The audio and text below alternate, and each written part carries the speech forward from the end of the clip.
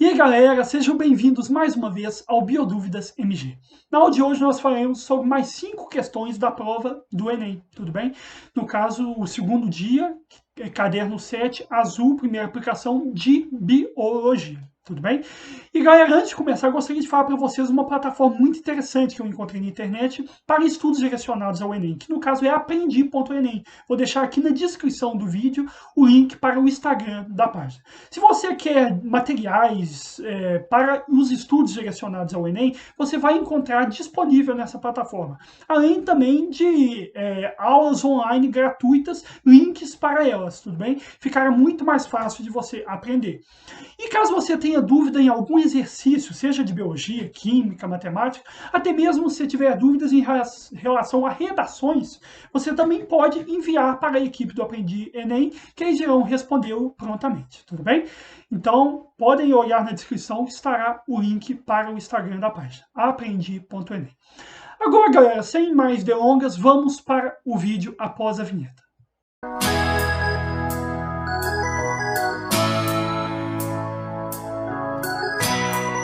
Galera, a questão 101 fala o seguinte: a eritropoetina é um hormônio endógeno secretado pelos rins que influencia a maturação dos eritrócitos.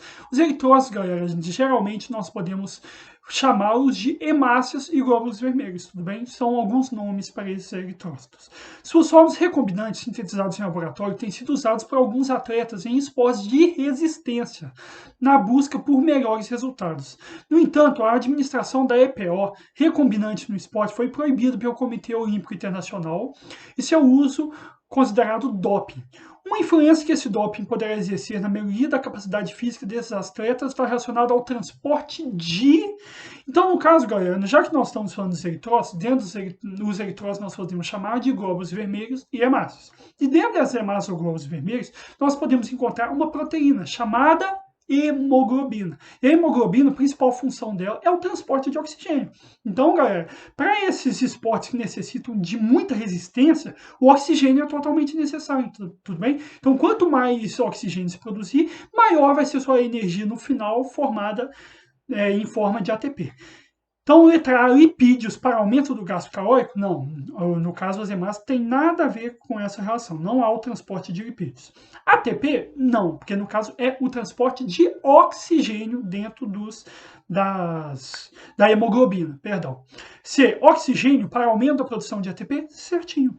É assim mesmo, porque as hemácias, dentro delas vamos encontrar as proteínas que são a hemoglobina, e a hemoglobina vai transportar esse oxigênio que durante o processo de respiração celular vai se transformar em ATP. Proteínas para aumento da massa muscular não tem nada a ver com aumento de massa muscular, é quanto à questão respiratória mesmo e quanto à questão de ATP, no caso da respiração celular. Letra E, vitamina C para aumento da integridade dos vasos sanguíneos, também nada a ver em relação a isso. Então, letra C, oxigênio para aumento na produção de ATP é a resposta correta. 104. Algumas toneladas de medicamentos para uso humano e veterinário são produzidos por ano. Os fármacos são desenvolvidos para serem estáveis, mantendo suas propriedades químicas de forma a atender um propósito terapêutico. Após o consumo de fármacos, parte de sua dosagem é excretada de forma inalterada, permitindo no meio ambiente. Em todo o mundo, antibióticos, hormônios, anestésicos, anti-inflamatórios, entre outros, são detectados em concentrações preocupantes no esgoto doméstico, em águas superficiais e de subsolo. Dessa forma, a ocorrência de fármacos residuais no meio ambiente pode apresentar efeitos adversos em organismos aquáticos e terrestres. Qual ação minimiza a permanência desses contaminantes nos recursos hídricos? Galera, por que é uma grande preocupação esse descarte inadequado? Porque muitos desses compostos podem ser bioacumulantes, tudo bem, dentro dos indivíduos. É uma das explicações. E o que é a bioacumulação? Nada mais é do que um composto que não consegue ser degradado naturalmente e vai se acumulando no indivíduo. Vamos citar um exemplo.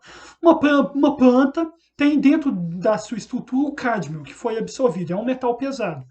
E quando um animalzinho, um coelhinho, ou algum animal que se alimentar dessas plantas, ele não vai se alimentar de uma planta dessa apenas na sua vida, vai se alimentar de muitas dessas plantas. Então, vamos pensar que ele vai vai ter maior quantidade desse metal pesado dentro dele do que no caso a planta.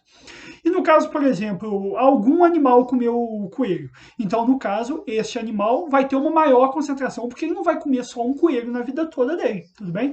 Então, quanto maior for os níveis tróficos de uma cadeia alimentar, maior vai ser o nível de bioacumulação. E a bioacumulação é um perigo hoje em dia. Mas a questão não está relacionada a isso. Só falei a vocês um dos perigos da desses contaminantes ambientais. Qual ação minimiza a permanência desses contaminantes nos recursos hídricos? Utilização de esterco como fertilizante na agricultura? Galera, se você utilizar esterco, não vai adiantar em nada na questão dos efluentes, tudo bem? Não vai mudar nada. No caso, então, não é isso que vai resolver os problemas de contaminação em recursos hídricos.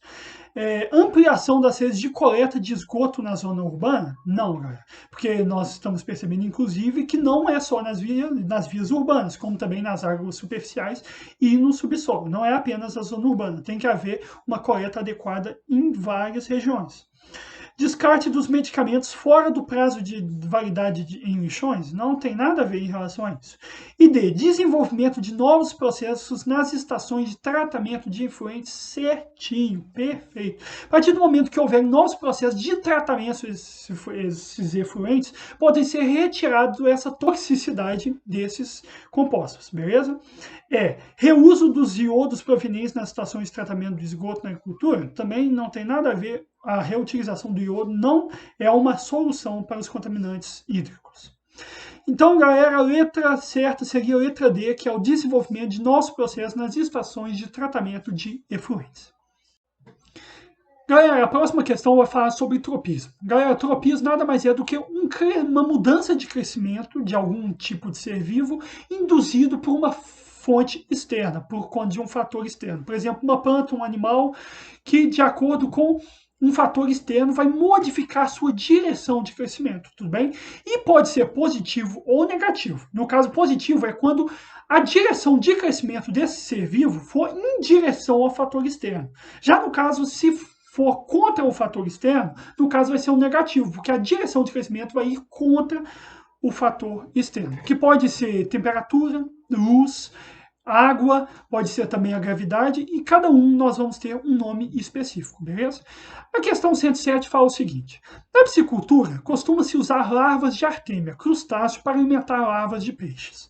Ovos de artêmia são colocados em garrafas com água salgada e sob condições ótimas de temperatura, luz e oxigênio. Padrões, tudo bem? Eles eclodem, liberando suas larvas, também conhecidos como náuplios. Para recolher os náuplios, coloque-se uma lâmpada branca fluorescente na boca da garrafa. Se você colocou uma lâmpada branca, nós sabemos que o fator externo que vai estar atuando naquele mecanismo é a luz, tudo bem? E esses começarão a subir em direção ao gargalo. No caso, os náuplios vão subir em direção ao gargalo. Perdão. Então, galera, pense aqui comigo. Já que houve essa luz, então a fonte externa que vai provocar essa direção de crescimento é a luz, no caso, fototropismo, beleza? E é positivo ou negativo? Se esses náuplios foram em direção a essa luz, foram em direção ao gargalo, então, consequentemente, é positivo, porque eles cresceram na mesma direção da luz, tudo bem? Então, galera, vamos observar as alternativas. Esse comportamento das artêmias é chamado de geotropismo positivo, não tem relação à gravidade. Geotropismo aqui está relacionado a uma mudança de direção pela gravidade, então não. Fototropismo positivo, letra B, corretíssima. Fototropismo positivo, como eu já mencionei para vocês anteriormente. Hidrotropismo não é a água que está influenciando como fator externo. Termotropismo, como também nós sabemos, não é a temperatura que está influenciando. Inclusive, temperatura, luz e oxigênio estão estáveis, ao menos que a luz nós encontramos aquela lâmpada branca na sua estrutura externa. Letra E, quimiotropismo negativo? Não, galera, porque nós sabemos que esse fator externo não é um fator químico. Sendo assim, ficamos com letra B, fototropismo positivo. Questão tranquila. Galera, a questão 110 fala o seguinte: com base nos experimentos de plantas de Mendel, foram estabelecidos 3 princípios básicos, que são conhecidos como leis da uniformidade: segregação e distribuição independente. A lei da distribuição independente ou segregação independente refere-se ao fato de que os membros de pares diferentes de genes segregam-se independentemente uns dos outros para a prole. Hoje sabe-se que isso nem sempre é verdade. Por quê? A distribuição independente ou a segregação independente nós estamos nos referindo à segunda lei de Mendel, beleza? No caso, Mendel, até então se pensava que uma ervilha amarela só poderia ser lisa, e no caso, uma ervilha verde só poderia ser rugosa. Era o que muito se pensava na época, mas sabemos que essa segregação é independente. Por exemplo, a amarela pode ser rugosa e a verde pode ser lisa. É uma situação em que não segregam igualmente, tudo bem? Pode ser azão azinho, como azão bezinho, como azão bezão, como bezão bezinho, como bezão azinho, tudo bem? Pode haver uma diferença de segregações e diferença de formações de genes alelos. Hoje sabe-se que isso nem sempre é verdade. Por quê? A distribuição depende do caráter de dominância ou recessividade. Dominância ou recessividade não vai alterar essa questão de os genes segregarem independentemente. Eles vão segregar independente se é dominante ou recessivo. E dominância e recessividade não entra nessa questão. Organismos nem sempre herdam cada um dos genes de um dos progenitores. Cara, geralmente quando a meiose ocorre normalmente, não há problema nenhum, tudo bem? Então, nem sempre, realmente, em alguns momentos não acontece, mas nós sabemos que normalmente acontecendo uma meiose, cada um vai receber um par do pai e um par da mãe, tudo bem? C. Alterações cromossômicas podem levar a falhas na segregação durante a meiose. Está correta essa daqui. Porém, não está respondendo a nossa pergunta. Isso não responde porque isso nem sempre é verdade. Letra D. Os genes localizados fisicamente próximos do mesmo cromossomo tendem a ser herdados juntos. Galera, certíssimo. Porque esses genes que estão muito próximos um do outro, geralmente eles podem fazer um crossing over? Podem fazer, mas acontece raramente. Em muitos poucos momentos eles vão se separar, tudo bem? Porque eles estão dentro do mesmo cromossomo, então não faz muito sentido você separá-los, beleza? Então seria a letra D. Letra E. O cromossomo que contém dois elementos cromossomo que contém dois determinados genes podem não sofrer a disjunção na primeira fase da meiose. Não tem nada a ver em relação a isso. Daqui é questão de mutação cromossômica numérica. Não tem nada relacionado ao que a pergunta nos pediu. Então, galera, a certa seria a letra D. Galera, agora indo à última questão do nosso dia, questão 114, diz o seguinte. Na família Retroviridae encontram-se diversos vírus que infectam aves e mamíferos, sendo caracterizado pela produção de DNA a partir da molécula de RNA. Alguns retrovírus infectam exclusivamente humanos, não necessitando de outros hospedeiros intermediários, reservatórios ou vetores biológicos. As infecções ocasionadas por esse vírus vêm causando mortes e grandes prejuízos ao desenvolvimento social e econômico. Nesse contexto, pesquisadores têm produzido medicamentos que contribuem para o tratamento dessas doenças. Que avanços tecnológicos têm contribuído para o tratamento dessas infecções virais? Então, galera, vamos observar cada uma delas. Melhoria dos métodos de controle dos vetores desses vírus? Não, galera, porque no caso eles estão querendo um tratamento, não uma prevenção. B. Fabricação de soros mutagênicos para combate desse vírus? Soros não podem ser mutagênicos, porque soros são anticorpos e anticorpos mutagênicos não existem. C. Investimento da indústria em equipamentos de proteção individual, outra forma de prevenção, não de tratamento. E D. Produção de vacinas que evitem a infecção das células hospedeiras, é profilaxia a vacina, tudo bem? Do mesmo jeito, não é um tratamento. Então, letra E, desenvolvimento de antirretrovirais que dificultam a reprodução desse vírus. É um mecanismo, porque você evitando a reprodução desse vírus, acaba evitando com que o ciclo lítico termine, tudo bem?